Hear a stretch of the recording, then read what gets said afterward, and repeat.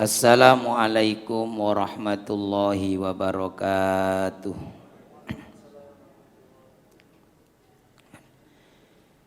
Bismillahirrahmanirrahim. Alhamdulillahi rabbil alamin. Wassalatu wassalamu ala sayyidina wa maulana Muhammadin wa ala alihi wa sahbihi ajma'in, amma ba'du. Para hadirin, para jamaah rahimakumullah. Monggo kita awali ngaji kita dengan baca Ummul Quran surat Al-Fatihah. Untuk kedua orang tua kita dan guru-guru kita, semoga apa yang menjadi hajat-hajat kita, doa-doa kita dikabul oleh Allah Subhanahu wa taala. Dimudahkan semua urusan kita fid dunya wal akhirah, amin ya rabbal alamin. Ila hadratin Nabi Muhammadin sallallahu alaihi wasallam wa alihi wa ashabi ajmain, wa ila walidaina wa asatidana al muslimina wal mu'minina minhum, wa li husuli maqasidina allati tarda'ana biha. Al-Fatihah. A'udzu billahi minasyaitonir rajim. Bismillahirrahmanirrahim. Alhamdulillahi rabbil alamin, arrahmanir rahim, maliki yaumiddin. Iyyaka na'budu wa iyyaka nasta'in. Ihdinas siratal mustaqim. Siratal ladzina an'amta 'alaihim ghairil maghdubi 'alaihim waladdallin. Amin. Bismillahirrahmanirrahim. Wal maqalatur rabi'ata asyrata. Ini maqalah yang ke-14 nggih. Dereng nyambung. Maqalah yang ke-14 an Abdillah al-Antaki radhiyallahu an. Diriwayatkan dari Abdullah al-Antaki radhiyallahu an, qala, beliau berkata, khamsun hunna min dawail qalbi.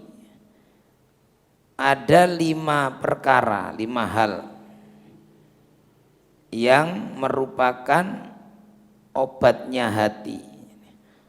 Khamsun hunna min dawail qalbi.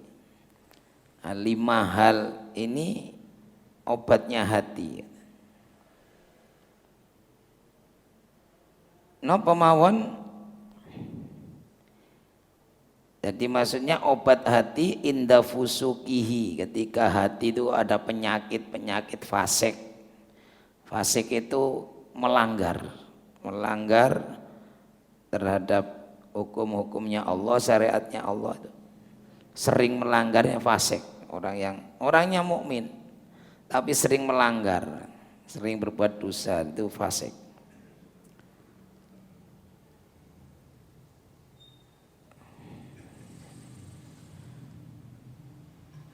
Kalimat ini wahadil khamsatu ma'khudatun min kalami Sayyid Al-Jalil Ibrahim Al-Khawas. 5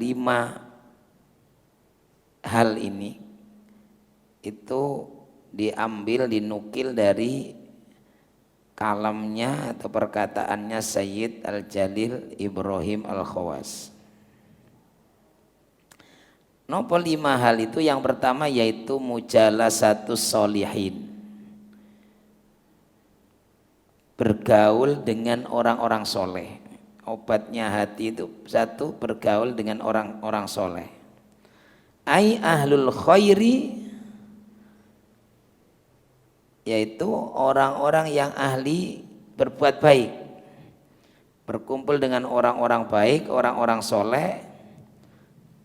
Ai huduru majalisil wa'di, menghadiri majelis-majelis pengajian, majelis yang di situ disampaikan nasihat-nasihat, mauidhah. Wa akhbar sholihin, yang di situ diceritakan orang-orang soleh lah ini. Jadi atau menghadiri majelis yang di situ sampaikan kisah-kisah orang soleh. Nah, ini satu obatnya hati. Maka nanti kalau kita ini kumpul dengan orang-orang soleh itu sudah ada getaran bahwa kita ini, waduh, kita ini jauh dari baik. Nah, sehingga kita akan termotivasi, kegeret, keseret untuk menjadi baik. Jadi ada orang yang duduknya saja, kumpul saja itu sudah mendapatkan inspirasi untuk baik, yaitu orang-orang yang soleh. Kemudian yang kedua, wa qiraatil Quran, membaca Quran. Membaca Quran yang termasuk obatnya hati.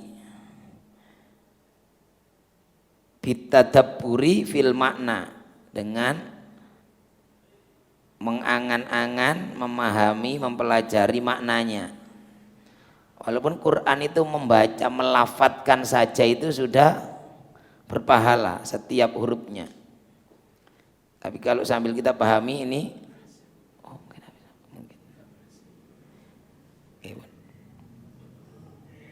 gagal connect, jatuh. Jadi membaca Quran dengan memahami maknanya. Ini obatnya hati. Kata tentang pujian itu maca Quran angen-angen sak maknane. Tapi ini urutannya kan apa? Bergaul dengan orang soleh. Kemudian membaca Quran. Wa ikhla'il batini. Dalam teks lain itu ada beberapa kitab itu kalau cek wonten yang wa khala'il batni. Yaitu mengosongkan perut tadi ya, melaparkan perut, ya berpuasa, artinya banyak berpuasa. Puasa itu termasuk obatnya hati. Atau paling tidak ya tidak kenyang terus.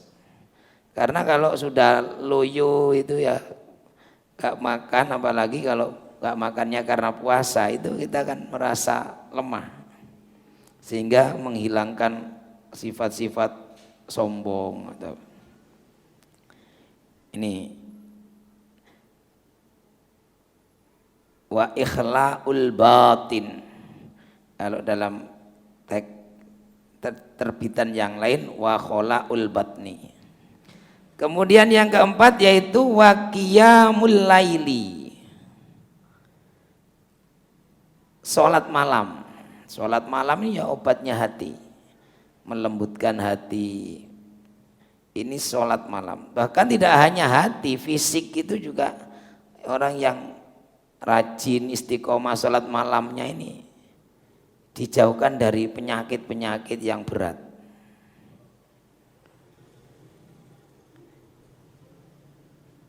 Jadi ini yang nomor pinten nih?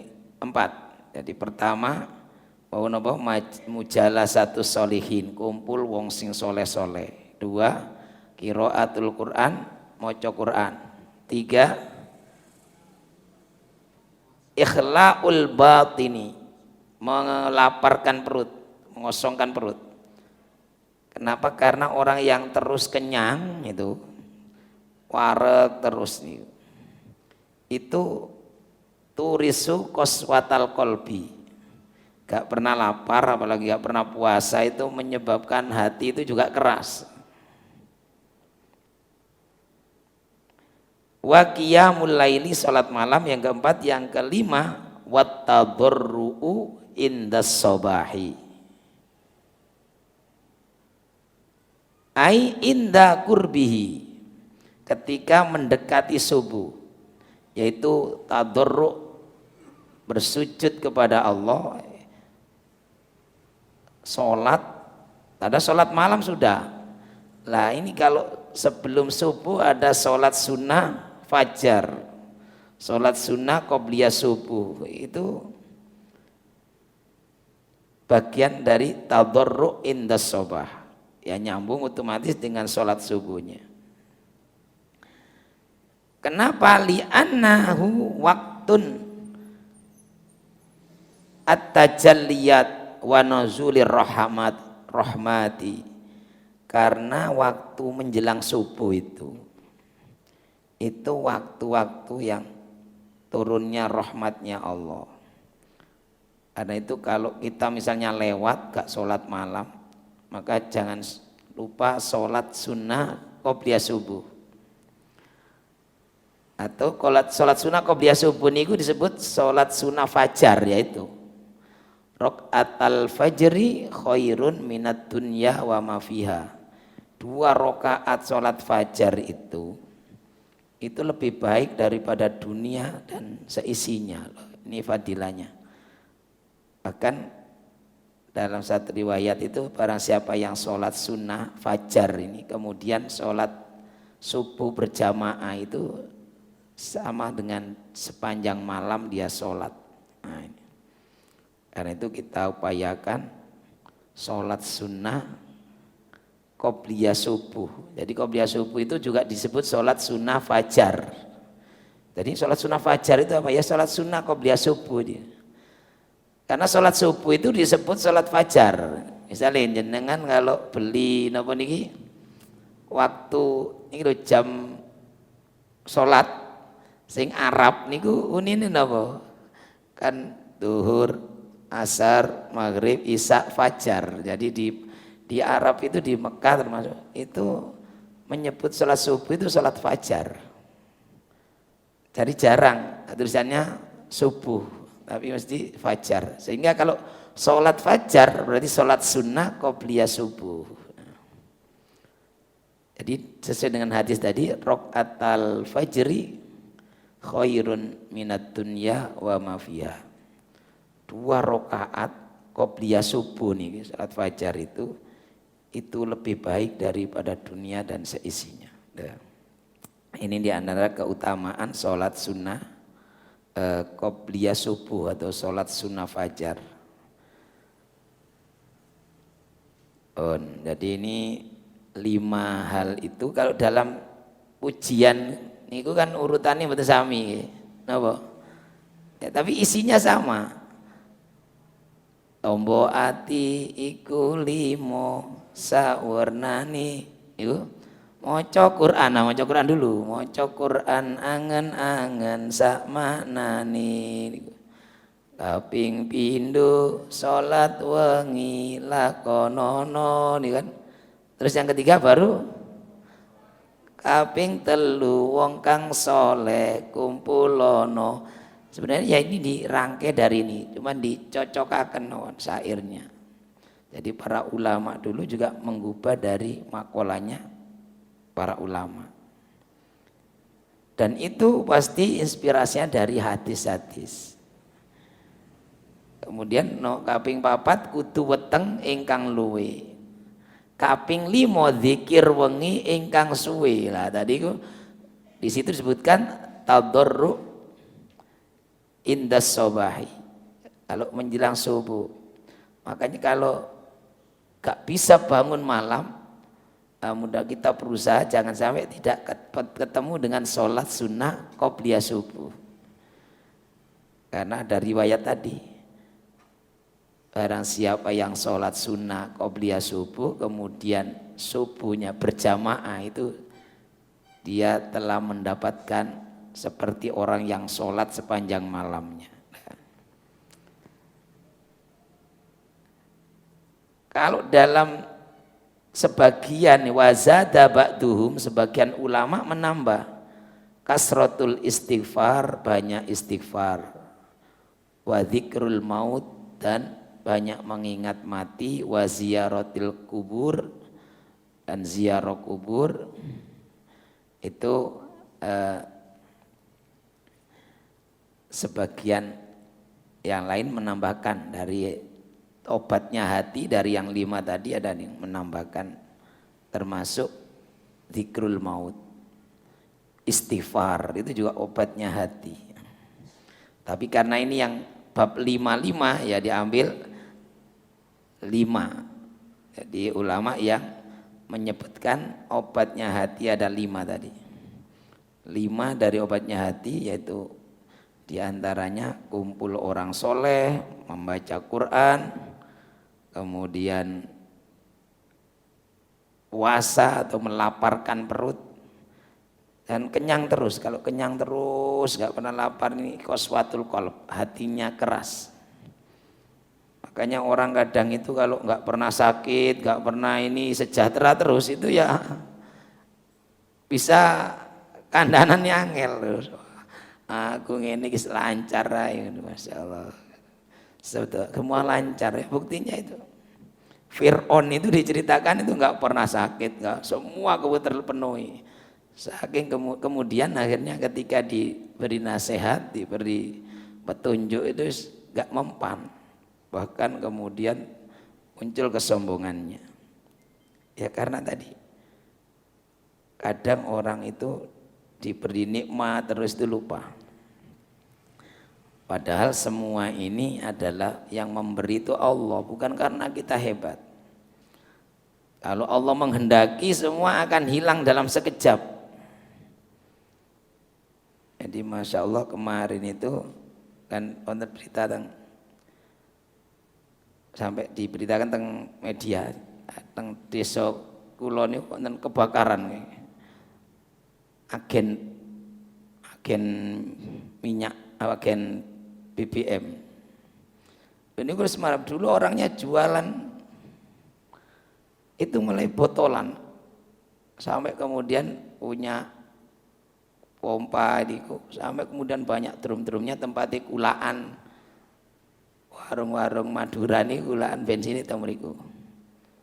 Tadi malam habis, sampai rumah di sampingnya 3 habis. Artinya apa? Bahwa semua milik Allah, mungkin diambil sedikit-sedikit atau diambil semua. Demikian juga kalau memberi, mungkin memberinya banyak. Jadi karena itu ya kita dianjurkan supaya kita selalu zikir, ingat kepada Allah. Di antaranya adalah ini, senang kumpul orang soleh, rajin baca Quran, kemudian sering puasa untuk mengosongkan perut, sering puasa, banyak zikir, utamanya menjelang subuh, sholat malam. Kalau sholat malam gak bisa setiap hari ya, sehari sekali, seperti puasa hari mungkin gak sholat malam, syukur setiap hari 2 rakaat. Kalau tidak bisa kita upayakan jangan sampai gak ketemu qobliyah subuh lah ini. Nah, kalau menjelang subuh banyak zikir. Nah zikir itu yang mana? Yang banyak ya istighfar, lebih-lebih kalau sayyidul istighfar. Maka sayyidul istighfar itu banyak yang memasukkan kelompok zikir pagi dan sore ya. Jadi sebagian itu judulnya zikir pagi dan sore, ternyata isinya sayyidul istighfar. Karena termasuk istighfar itu juga min dawail qalbi, untuk menggemburkan, melembutkan hati, untuk mengobati hati. Bon. Wal maqalatul khamisata asyrata, insyaallah pada kesempatan berikutnya maqalah yang ke-15. Demikian, mudah-mudahan ada guna dan manfaat.